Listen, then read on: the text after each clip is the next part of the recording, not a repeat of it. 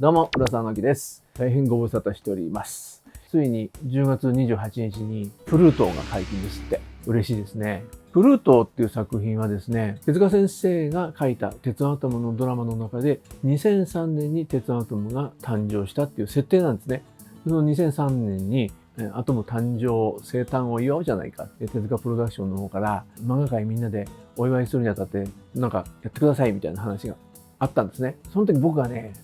何を思ったかですよ。ちょっとしたワンポイントのイラストを描いたりとか、ちょっとパロディ漫画描いたりとか言って、そういうことでなんか済ませていいのかなみたいなことを偉そうに言ってしまったんですよ、僕が。鉄腕アトムといえば、やはり日本漫画の礎となった、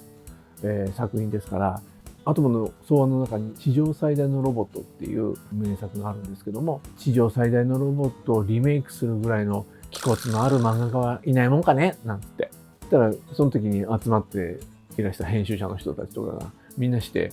自分でやれじゃねえかなんつって言うんですよ。で、僕は、いや、僕はとんでもない。そんな大それたことはなんつって言ってたんですけども、一緒にやってた長崎さんとか、そういう方、来て、小1時間話してたら、すっごい面白い感じの話がバーッと出来上がっていってしまって、これはちょっと人に渡したくないななんていう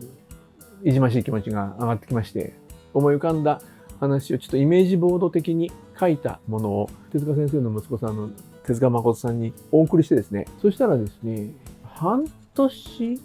手塚誠さんからお食事しませんかっていうお誘いがあって、すっかり忘れてた僕はですね、はいはいなんて、誠さんとお食事楽しみだななんて言って、で、美味しくお食事いただいて、じゃあ浦沢さん、よろしく頼みますなんて言うんですね。で、何ですかなんつって、何の話ですかなんて言ったら、プルートに決まってんでしょなんつって言われまして、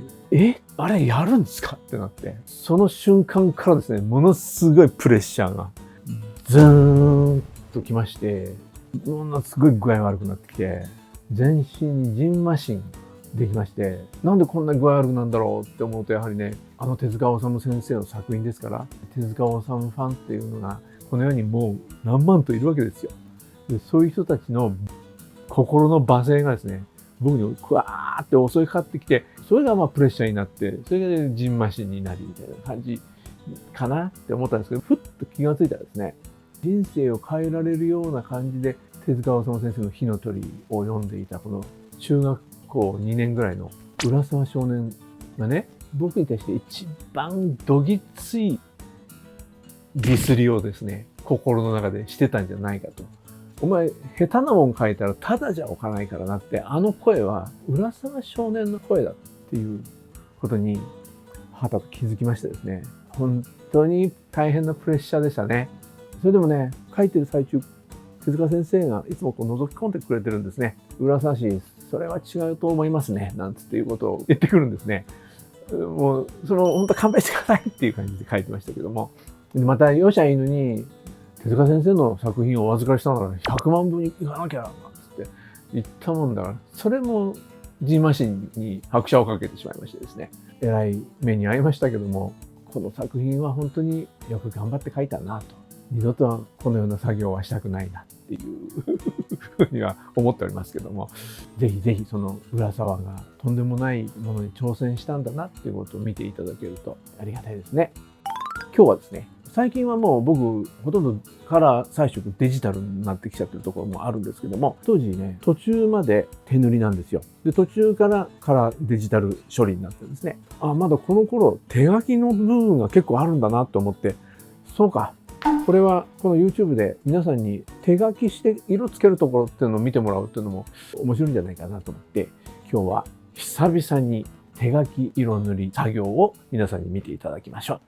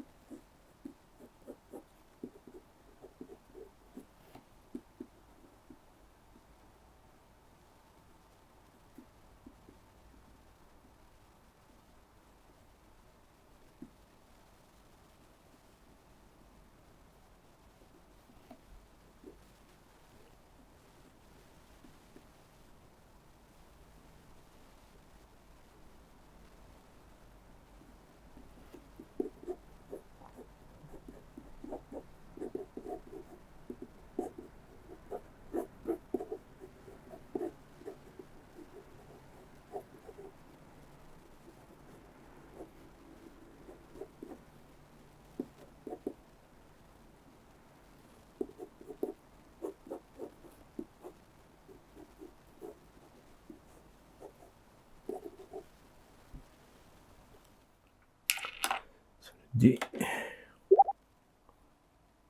ターコイズディープっていうカラーインクで、せっかくカラーなので、このキャラクターの温泉の色で描いちゃおうと思います。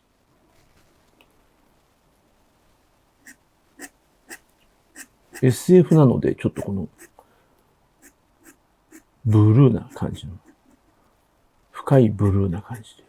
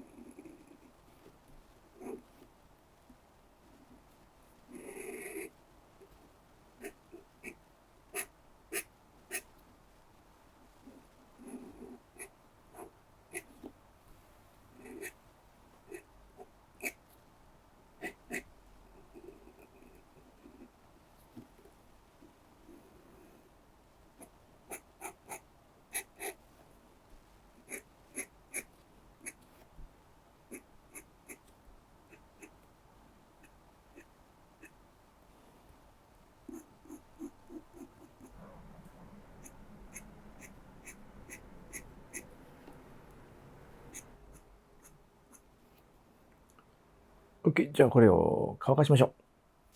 じゃあこれを練り消しで消すと紙が傷まないので。やっぱりね、紙が傷んじゃうと滲みの原因になっちゃったりするんで。普段は僕もこのペンを入れた段階でコピー取っちゃうんですよ。そうすると原本は残るんで、色塗りで心配したってなっても、原本があるからまたコピーで。それすら最近はデジタルであんまりしなくなりましたけども。それでですね。僕はいつもこの文房具屋さんで売ってるこの小学生の頃からこれを使っているという。で、パレットはペーパーパレットって言ってね。もうで、いつも使っちゃうとこんな感じになっちゃうんですけど。新しいとこ使うわけですよ。リキテックスブリリアントブルーパープルか。こんなのをですね。ほんのちょっとでいいです。こんな感じかな。で、もう割とこれをこう、バーって、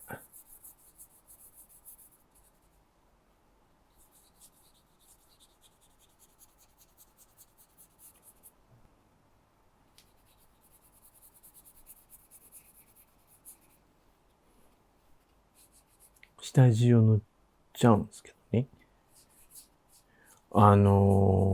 僕はこういう絵を描く教育を全く受けてませんので、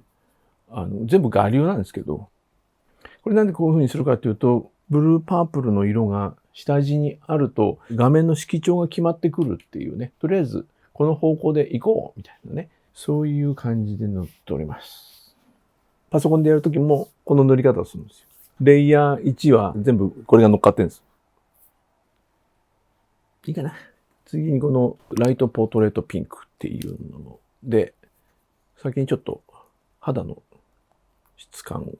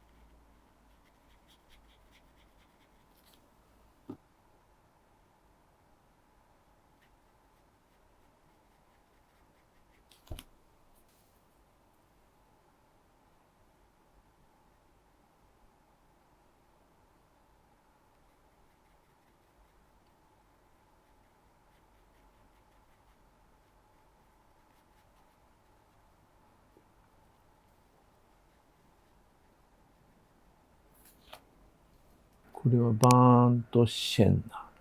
バーントシェンナと浦沢カラーみたいなものの一番こう根幹をなすプリズムバイオレットっていう色なんですけど、もうほとんど僕はこの色に頼り切ってましてですね。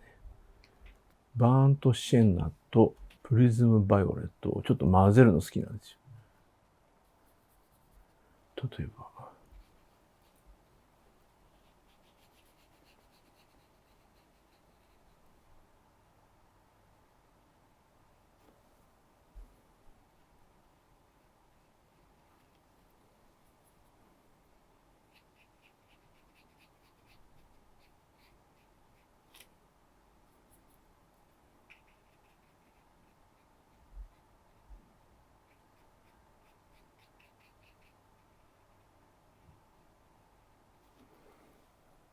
で、基本的に色がこう決まっていくとほっとするじゃないですか。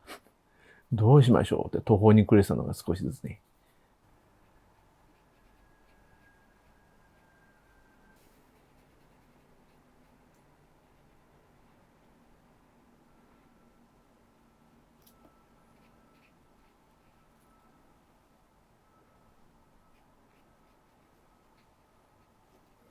ここにちょっと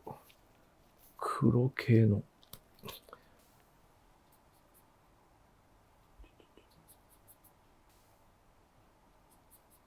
こんなんで、例えば今のプリズムバイオレットに黒を加えて、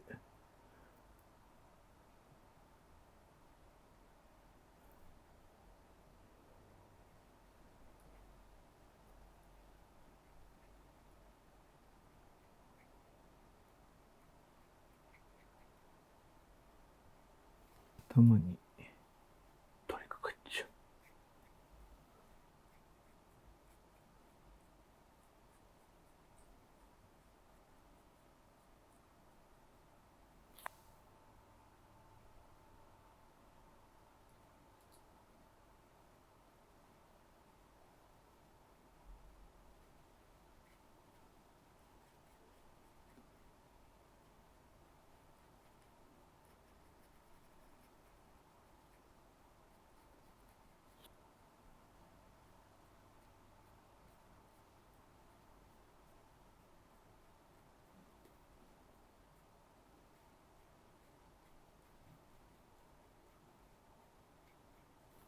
忘れてましたよ。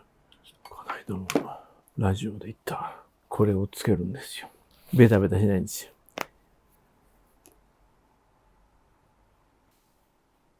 まあまあ、だいたいこんな感じで下塗りができてきたなってあたりから色塗りが楽しくなってくるんですけどもね。ちょっとね、肌にね、明るみを入れないと沈んでしまうので、このスカーレットをちょっと肌色と混ぜて、これをね、ちょいちょいっとこうやっていくだけで、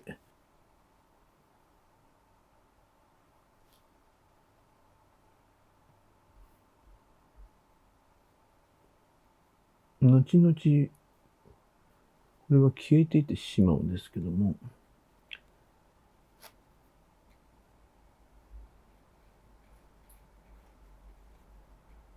これがあるとないとではちょっとその肌の質感というのが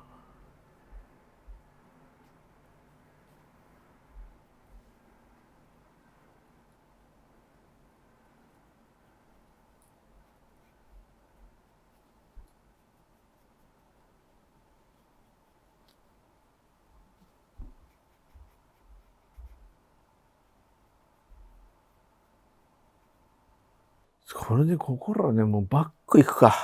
どれでいこうかな。ウルトラマリンブルー。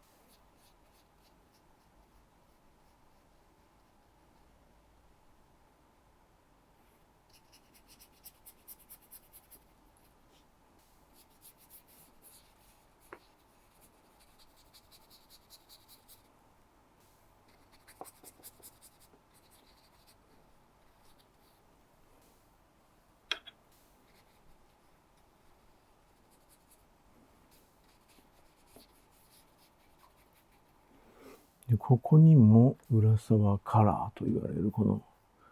プリズムバイオレットとウルトラマリンブルーをちょっと混ぜます。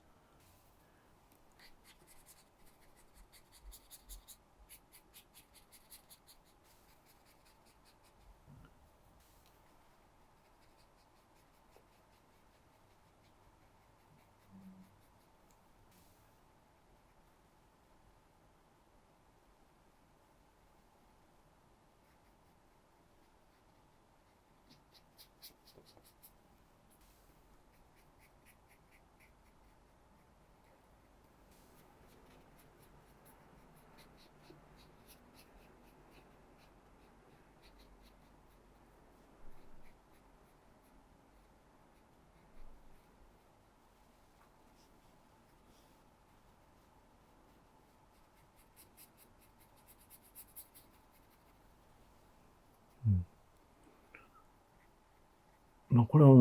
毎度言いますけど、デモンストレーションなので、ちょっとものすごいスピードでやってますんで、皆さんはもう少し丁寧にやっていただければと思うんですけども、こっから色塗りの一番楽しいタイムが始まるんですけど、このバックに載っていたこのプリズムバイオレットとウルトラマリンブルーですね、この影としてですね、乗せていくんですよ。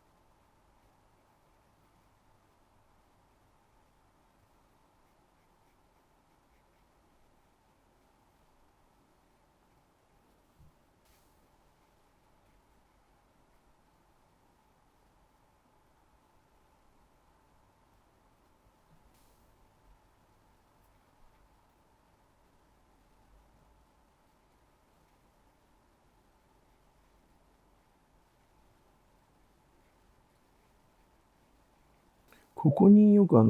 三角形のこういうものができるっていうのは、こちら側の顔の影がまずこう来ましてね。で、こっち側から鼻の影がこう来るんですね。そうするとこのほっぺたの一番高いところに三角形のハイライトができるってね。これは割とね、嘘んと思うけど、よく観察してると皆さんここに、できてますから、漫画マジックじゃなくて案外事実起きてるんですよ、この影。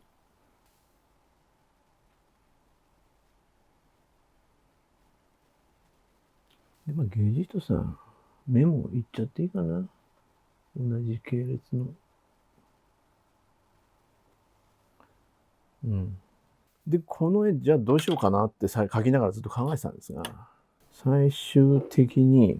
締めで、マーズブラック、プリズムバイオレットをちょっと混ぜていこうかな。できるのかな？怖いな。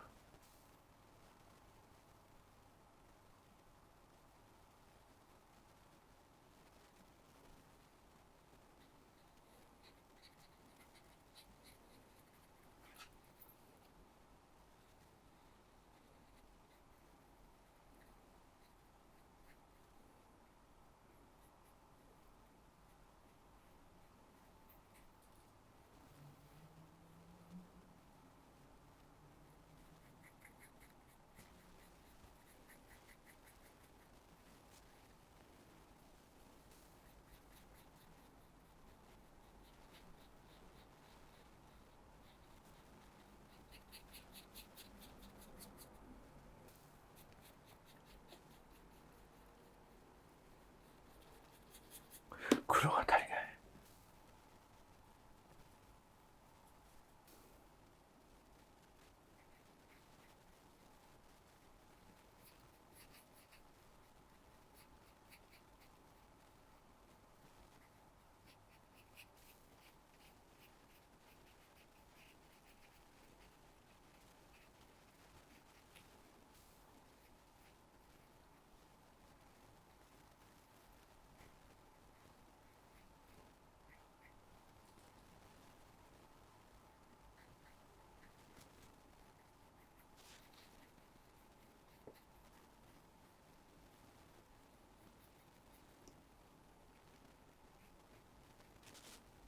仕上げでですね、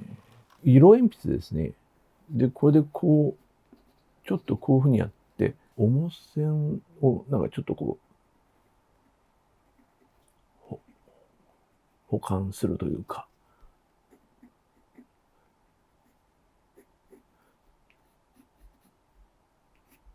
こういうのをちょっとこと入れてあげることで、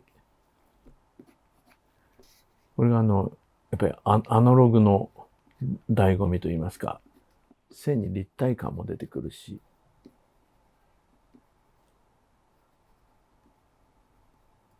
前よくやってたのが、ホワイトの鉛筆で、こう、キャラ周りをちょっとこうやってやると、キャラが浮き上がるっていうのがあるんですけど、これでもあんまり出ないな。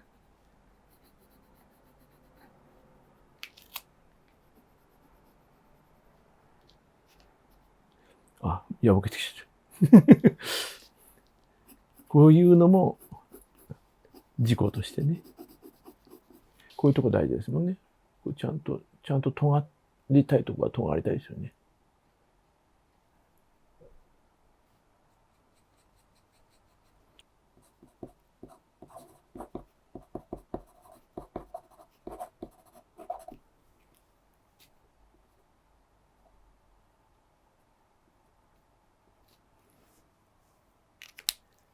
じゃあこんな形で。